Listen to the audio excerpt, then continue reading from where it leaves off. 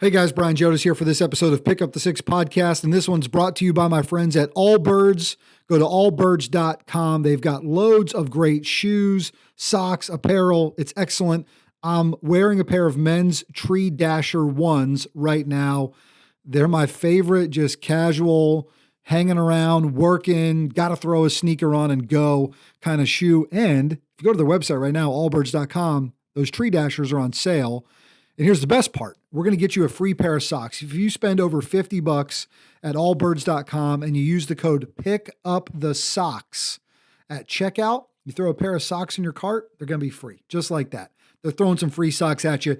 Go to allbirds.com, get whatever you need, spend over $50, use the code PICKUPTHESOCKS and save today some of the most comfortable shoes in the game. It's allbirds.com and use our promo code PICKUPTHESOCKS and get you a free pair of socks today on them. Thank you guys for the partnership. Guantanamo Bay, better known as GITMO, it was home to some of the world's most dangerous and sought-after terrorists. And during part of his time in the Army, it was home for Montgomery Granger, as he served as the ranking Army Medical Department officer in a joint military operation like no other. On this episode of Pick Up the Six podcast, we talk about what it's like to take care of terrorists and murderers just months after 9/11, and how he kept his sanity and grace through it all.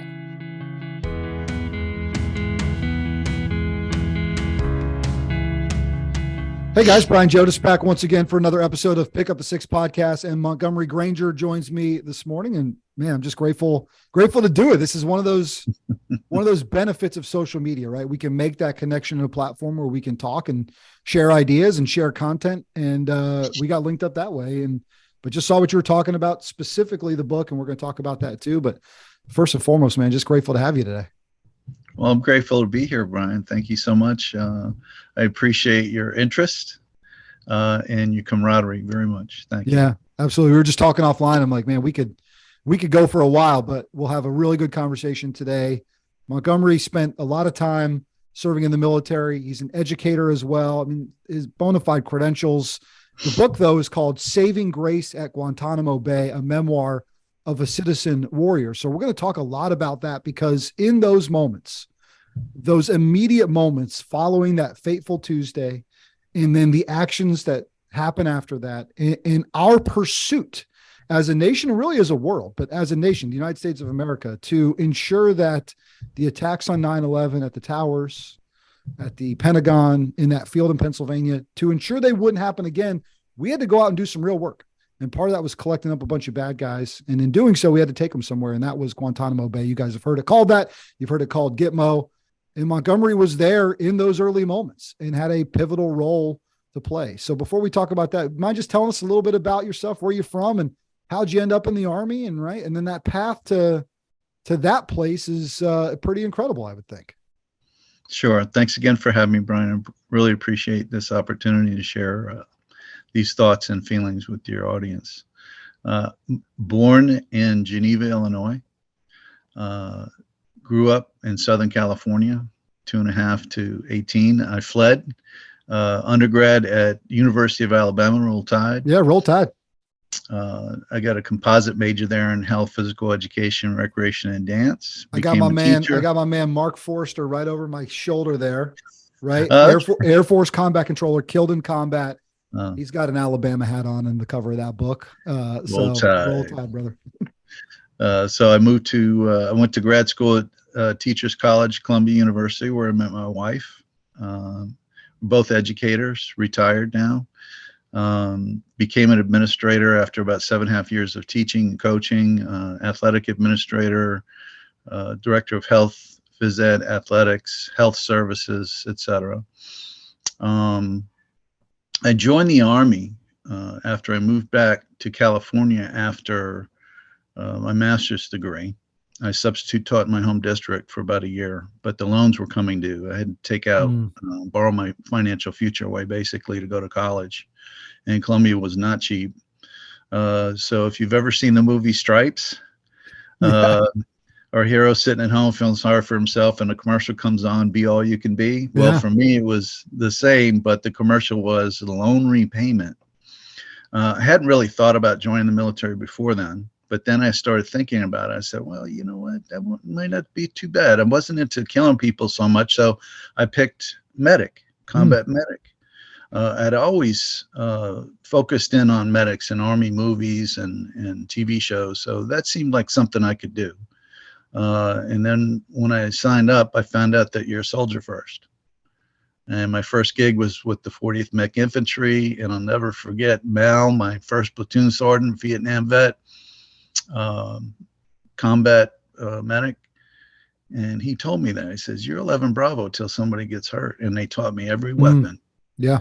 And I carried a 16 and a 45.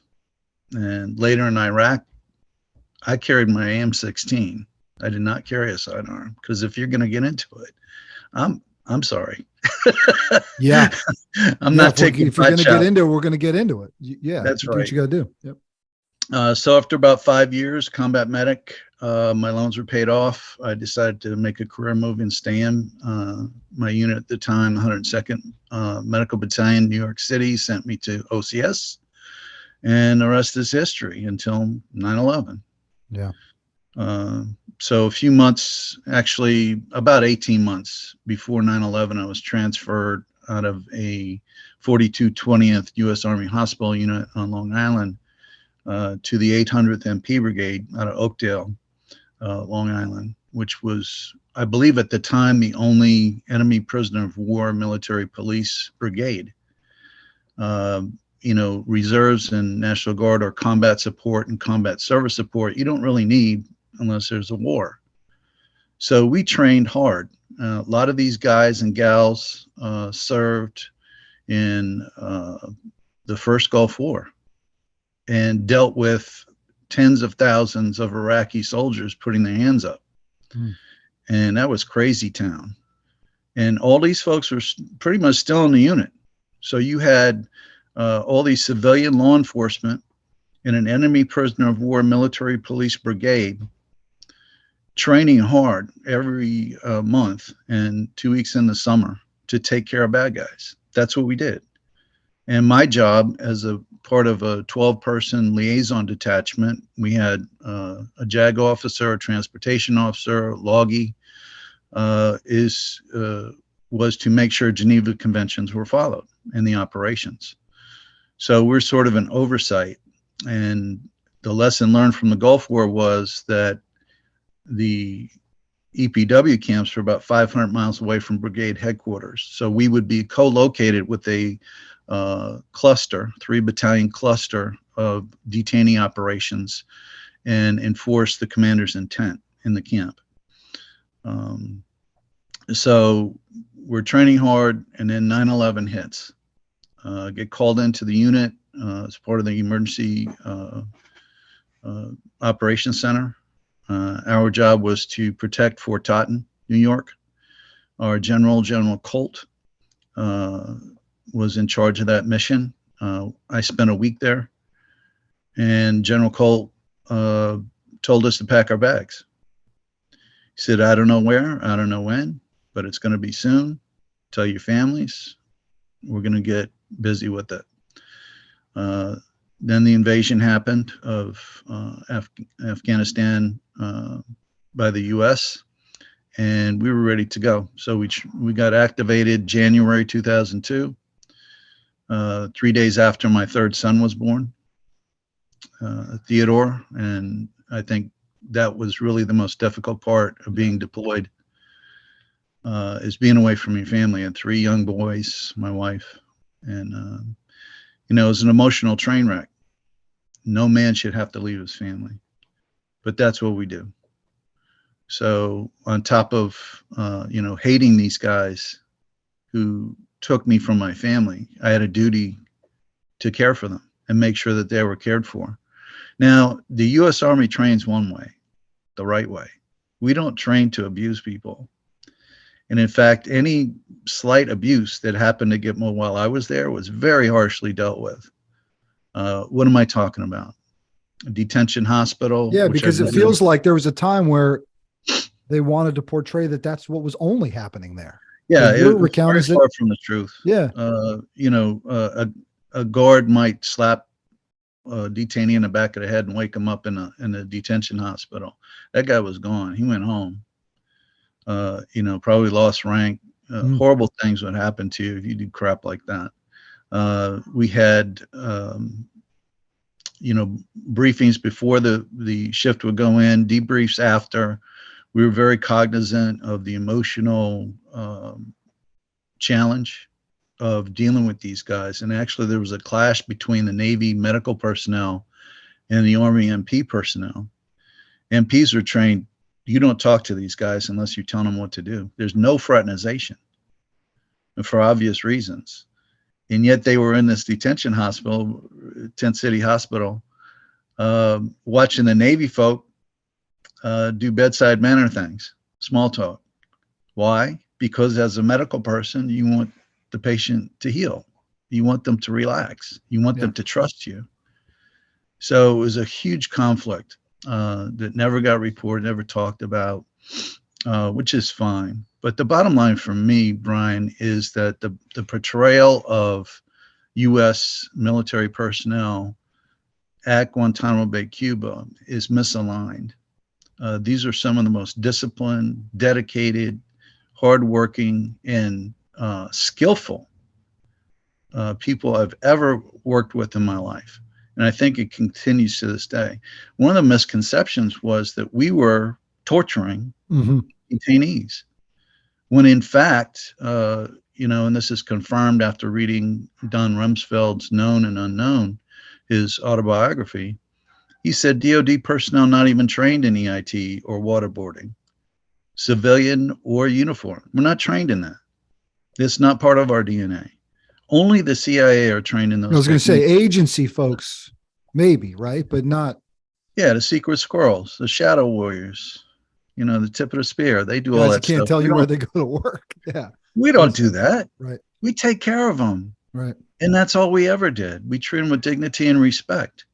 And the book talks about, and if I may interject, please, I narrate a film, a short documentary film based on my book. It's about 10 minutes long. It's a YouTube video. Yeah, we'll be sure to share that. We'll be sure to share that in the show notes. It's called Heroes of GITMO, and it kind of focuses in on one guy. His name is, we named him Wild Bill because he displayed bizarre behavior, such as taking bites out of his flip-flops, hanging things from his genitals, splashing guards. That means, taking bodily fluids. Yeah, peeing on them and stuff. And throwing them on the guards as they approach. So we found out eventually that this guy was a off his meds schizophrenic and cold turkey heroin addict.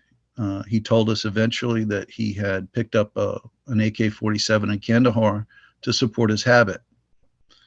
So the Taliban had been, feeding him medication and heroin to fight. So when you're captured, you don't get that stuff anymore. So eventually he was the first person repatriated. And the film talks about how I drove the Humvee to his Freedom Bird. We got about 2 hours to talk with him through an interpreter while we were hiding from the press before the bird came in. So that's how we got all this information about him. He went back, and we were told by the secret squirrels. My boss, the commandant of Camp X-Ray, went to Friday parties held by the Alphabet Soup guys. He came back one night. He says, "You know that Wild Bill?" I said, "Yeah." He says, "Well, as soon as he got off the plane, they put a bullet in his head." I said, "You got to be kidding me. We spent all this time and effort and, doing our jobs to keep this guy alive, and they shot him?" Well, 2 weeks later, we see online at NBC.com, the guy's sitting on a hospital bed in Kandahar, happy as a bird, talking about how well we treated him. And I think that was the first and the last article ever published by mainstream media that showed the U.S. operation at GITMO in a positive light. Yeah. But I joined an organization. I spent a lot of time working in television. My first job, sort of once we left that TV world, was at a nonprofit in Washington, D.C. called Military Families United. And I got to spend a lot of time with Commander Kirk Lippold, who commanded the USS Cole the day it was attacked in 2000. He was guest number one on this podcast, because you're going to kick off Pick Up the Six podcast. Who better than Commander Lippold, who watched sailors risk life and limb for their fellow sailor to pick up the six, right? As they're literally saving their ship from sinking and saving their shipmates' lives. And he was so hard on this reputation of Guantanamo Bay. And at the time, this decree from the president that we're going to shut this place down. And he would talk, as you're talking about the real work happening there and just the international security threat that it would be to close or to even disparage what was happening at a place like that. Because you guys know, I mean, this audience knows, but you got to remember, like, we spent, and I feel very fortunate. We've talked to some guys like Tim Brown, who were Air Force CCT, pre 9/11. So we spent a lot of time in the 80s, 90s, chasing a lot of bad guys around the world and bringing a lot of bad guys to justice and grabbing them. And, it's a lot of situations, and those guys going into Panama in 89 and even in 93, right, where we're sort of starting to much more in sort of Middle East terrorism. But it's just, it's so different. That Tuesday changed everything, and it elevated the actors. Now, Lippold would tell you, we should have woken up after October 2000, what happened at the USS Cole, and paid more attention. Neither here nor there, I suppose, but the world changed, and the way in which we had to detain and just move forward. I mean, I would love your opinion, because I'm on the outside of it looking in. Yeah, it was all messed up from the start. So just to put things in perspective, tens of thousands of unlawful combatant Islamists who want to kill us were apprehended on the battlefield. Yeah, only tens less of thousands, than huge tens numbers. of thousands. Right. Only less than 800 ever made it to GITMO. It's a very small percentage in the grand scheme of things. Over 740 have been released. None of them beheaded, executed, blown up, hacked to death, dragged naked and lifeless through the streets, drowned or burned alive. All things our enemies have done to us and to our allies. There is no moral comparison. That's right. Between GITMO and how our enemy treat their captives. Right. Yet you will never hear that from the MSM. These guys get free Qurans, white robes, halal, and holy Muslim holiday meals. You saw a picture. Khalid Sheikh Mohammed put a little weight on. I mean, he was looking. Yeah, directions to Mecca, world-class healthcare, vision care, eye care, recreation, correspondence, library, TV, DVDs, sports, and more. Yeah. And how much of that were we captured and kept alive long enough to be called a prisoner? Very rare. So, the portrayal, it's not that the press doesn't have this information. It's they want a virtue signal that we're the bad guys. Yep. Why is that? Why do we put up with that? It's insane. It is insane. That's why I wanted to talk about. That's why I wanted to take some time and talk about it. I know our audience will lean in and greatly appreciate it. I know they'll share it. And maybe we just look, as time goes, my thing too is, like, as time goes, we can't forget what really happened. We can't not talk about reality, because we need people to remember that we were thrust into incredible moments after these brazen attacks. Right. And you're right. There is no comparison in the way in which humility is bestowed upon people throughout it. Go ahead. You got another thought? Because then I want to ask you about who's there, right? I mean, there's big names that are coming through this place, but please. Yeah. So when we got word we were going, we sent a representative to the Pentagon, and that was Colonel Alan Ecke. He was the executive officer for the 800th MP Brigade. Mm-hmm. And he would come back shaking his head. He says, these guys do not know what they're doing. They're asking us what we need, and we're saying, well, this is how it works doctrinally. Everybody knows the word doctrine. Mm-hmm. And they wouldn't do it. So what am I talking about? First of all, they wanted a location. We talked about Diego Garcia. We talked about, Hawaii. We all voted for Hawaii, but they said no. But we kept coming back to GITMO because of logistically, there it is. And we also took care of the Haitian and Cuban boat people in the early 90s. I didn't even think about how you end up bringing everybody there and what goes into that. Sure. It's about an 18-hour flight from Incirlik. Anyhow, we got there, and there's a Marine brigadier general in charge. Now, the only branch of service that deals with enemy prisoner of war operations is the Army. Mm-hmm. That's how we train. We do that. That's what we do. Everybody else just captures them and gives them to us. Gives them to you guys. Right. So it was a joint mission, which is fine. Navy had the medical part. They had a hospital there, and they brought a mobile hospital. But the detention operations, they wanted every single guy treated as though they were a high value, difficult detainee. So each detainee had their own cell, and it was dog kennels at the beginning, a 6x8 foot slab, chain link fence, in block units, outdoors. But it's Cuba. The climate was perfect for this. Mm-hmm. As soon as we got there, Brian, we started building Camp Delta. And did you know that Camp X-Ray was used for 3 months? Yet all the pictures in all the articles I see, it's the worst of the worst. It looks terrible. It's always the on the knees in the jumpsuits, sensory deprivation. But that was only for anywhere from 10 to 45 minutes a person was in there. That was a holding cell prior to in processing. Yet that is the image that is burned into Americans' minds. But I've talked to people. I said, well, what do you think of that? You did that to them all day. That was cruel. I said, no. That's just when they got there. Yeah. But even someone like me who's had, and listeners who have looked into it, have talked to people, right? Plenty of conversations with folks like you or the Lipolds of the world. You still think your brain just is, because you saw it so much, it just was put out there. You've been conditioned. In fact, the International Committee of the Red Cross physicians I work with there told me unsolicited, and they told me again in Iraq when I was doing the same thing in Iraq, nobody does detention operations better than the U.S. We actually take it seriously. Sure. We do it by the book. And we don't do it by the book. There's a big price to pay, because that reflects on all of us. When the abuse happened at Abu Ghraib prison in Iraq, we all felt that. That was humiliating to all of us. And in fact, my unit was sent in after the scandal to try to clean things up. And I'm telling you, Brian, there's only one way to describe Abu Ghraib when I got there, and that is shithole. They had moved the detainees out of the hard site for visibility.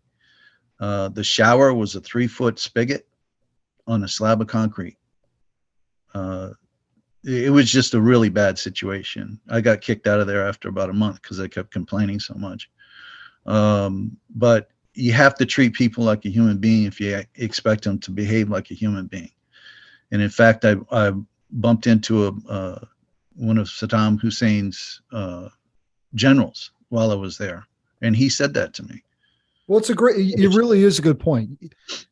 Obviously, you don't like what they did. You hate it, or what they're a part of. These guys might not have even, sometimes they might not have had even done anything. Now, odds are by the time they get to you, and you're talking about that weeding out process. Well, here's an interesting point, Brian. Right. You got to treat them like a human if you want to get that info. Exactly. But you know what? The thing that bothers me a lot is the fact that in 1942, 6 of 8 German saboteurs who were caught dry foot on U.S. soil were denied habeas corpus, tried by military commission, and then executed by electric chair in under 8 weeks. They were found guilty of breaking Geneva Convention. They didn't follow the law. They hadn't hurt anybody. They hadn't blown anything up. And yet they were executed for breaking the Geneva Conventions. Every single one of these detainees could have been shot dead on the battlefield lawfully. And the only reason we saved them is to bring them in because they may have information that's valuable that could save many lives. And that is a quote from George W. Bush's known decision points, where he talks about GITMO. And that, yes, there was a handful of detainees who were waterboarded in order to obtain valuable information that saved many lives. And you will never hear that reported. Mm-hmm. And I believe that in my heart. I believe that's what happened. Did some alphabet soup, secret squirrel, shadow warrior spooks do other things? Probably. But, you know, if you go back to the moment, I'm not saying torture is okay because, and I say this in my book, EIT, waterboarding were all approved legal procedures that did not meet the definition, the internationally accepted definition of torture at the time. It was only after Barack Hussein Obama became president that he unilaterally added waterboarding to a list of torture techniques. Done properly by the CIA, it is not torture, didn't meet the definition. But yet in everybody's brain, that's all we did at GITMO. We're torturing. Yeah, and just wasn't the case. All right, I want to get into a little bit more, take a little break here on, just because it's such a heavy thing for you to be processing, right? Just the emotional ramifications, right? The spiritual ramifications, right? Just all that is a lot. But who's there, right? During the time you're there, because there's big names, right? There are the Khalid Sheikh Mohammeds of the world, right? There are these massive names, right? You never get to bring an Osama bin Laden there, rightfully so, right? Dev Gru, SEAL Team 6 guys, welcome party. You know, he doesn't get brought to a place like that, but there are some big name dudes that end up in this place. So, I mean, to what you can tell us, right? Who was there while you were there? Yeah, KSM, Khalid Sheikh Mohammed. I don't have all the names off the top of my head. I have done pieces with Fox News over the years. I got interviewed by Tucker Carlson and Kilmeade and all those, and we put their faces up on the board and talked about them. Sure. Basically, our guys did a hell of a good job. They caught lots of good bad guys. They sure did. You know, the top level guys, and 23 languages were spoken among the first 258 or so. These were international soldiers of fortune, guys who flocked to Afghanistan so they could kill Americans.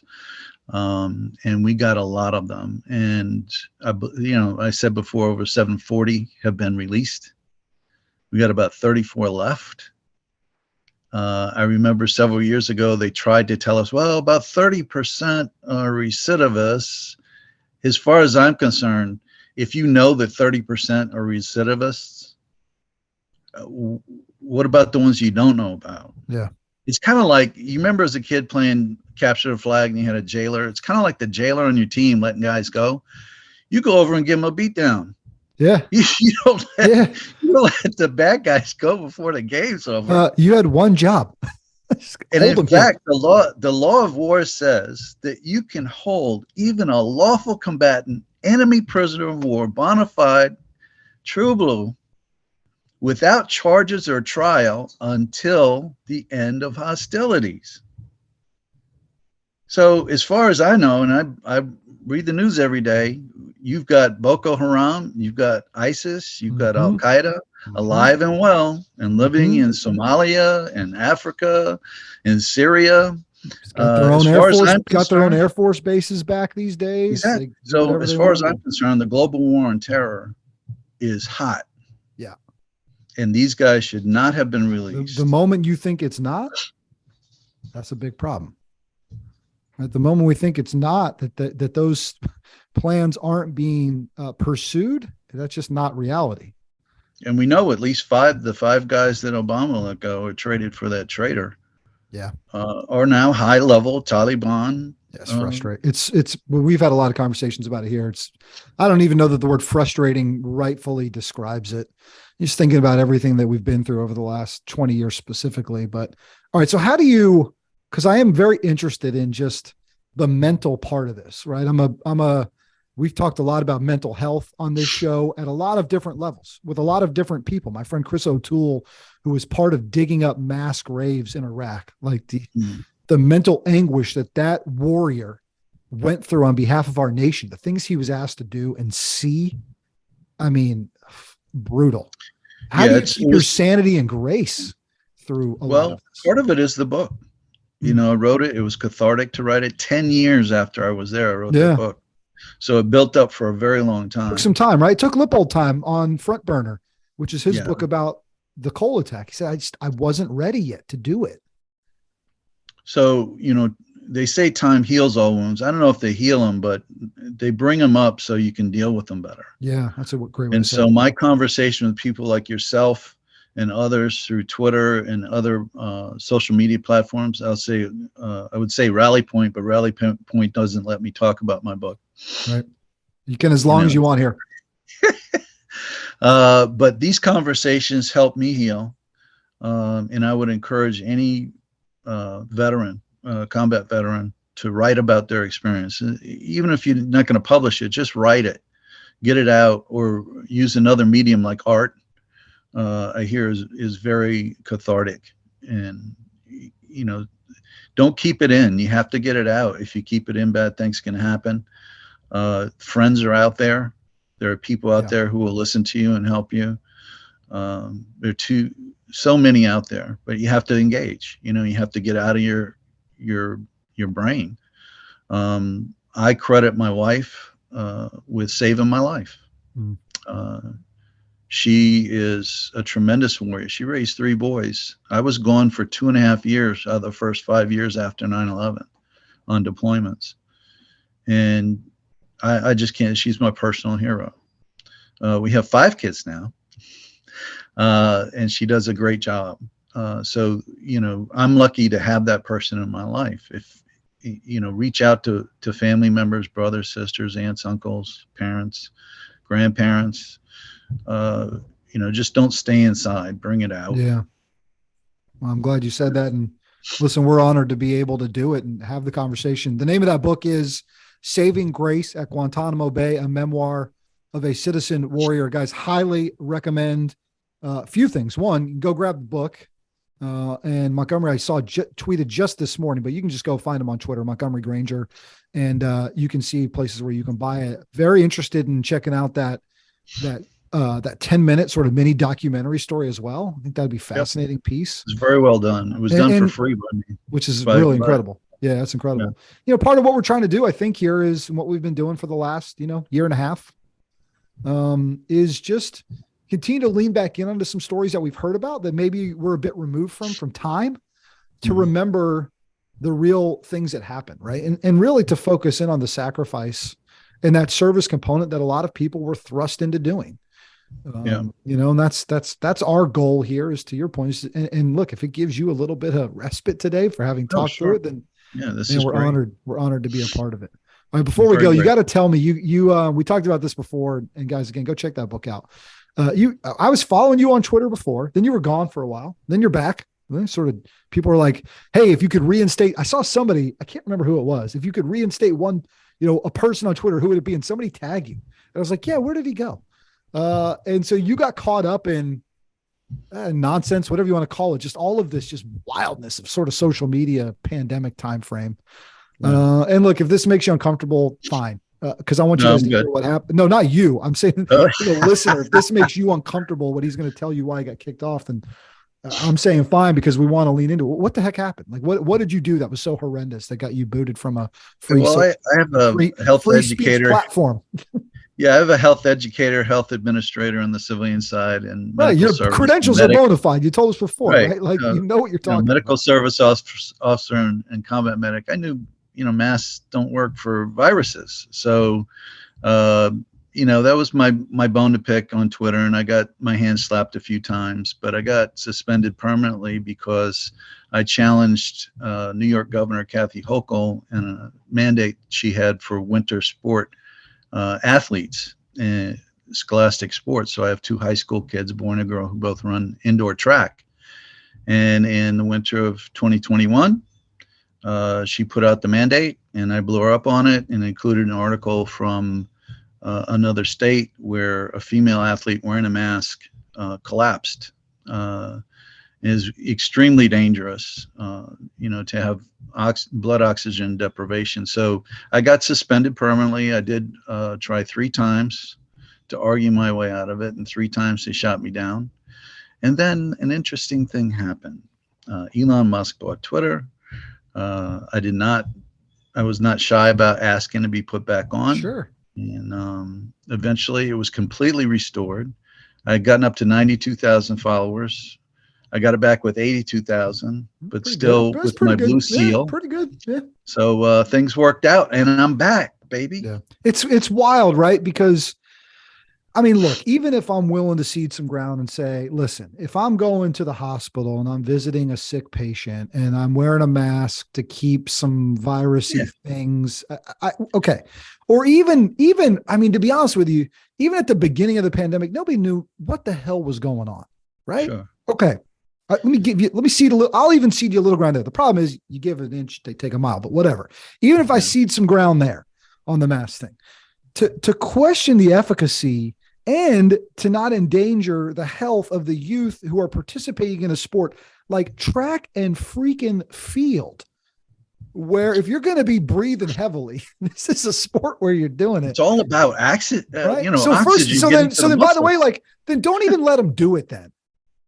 Like, I'm almost to the point where I'm like, you're going to make them run in a mask? Like, that's more dangerous, I would think, and you're a medical professional. I'm not, I would think that's more dangerous than I'm spreading stuff out in the air. Well, yeah, because we all have something called an immune system. Right. So, but, and so even all that aside, right? I'm trying to come to the middle. Even all that aside, just because you question it, and in doing so, post an article that points to a legit thing that happened, the machine just was like, no, we can't let them. That's the part where I'm hoping folks can look around and be like, that's fucked up. Because it is. It's crazy. It is. It absolutely is. Sorry for the F-bomb. My mom listens to this podcast. That's all right. And the masks were designed to prevent contamination, bacterial contamination of the surgical field in an operating room. And if you touch it, it's contaminated. Yeah. You can't protect against the virus. And if the surgeon with his hands full sneezes or coughs, they have to leave immediately and come back. And so again, like, all that just gets thrown out the window. Yeah. All that gets thrown out the window to make a point. It's just, and again, I go back to a guy like you who has been thrust into seeing and dealing with real, I mean, life or death kind of stuff in those detention centers. Yeah. And then just to sort of be cast aside, it drives me a little nuts. We survived on gallows humor. I didn't buy into it too much, but there were people around me who were really into gallows humor. There was what does that mean? Website. Educate me up a little bit. I don't know what that. So gallows humor. So there was a website out there called stickdeath.com, and I think it's off. But if you Google it and click on images, you'll see what I'm talking about. It was about killing the detainees, and it was cartoon stick figures. And they played System of a Down. So whenever I hear System of a Down, that's a trigger for me. There are lots of triggers out there that happen all the time. I bet there are. But that's one way we dealt with that. I also try to think of the good things, like this female physical therapist, Navy physical therapist, who had to deal with the detainees out of shackles. And how brave she was, because the MP with the club stood behind her. And I said, why do you stand behind her, not between? He says, when he goes for him, I'll have my hands free and he'll be done.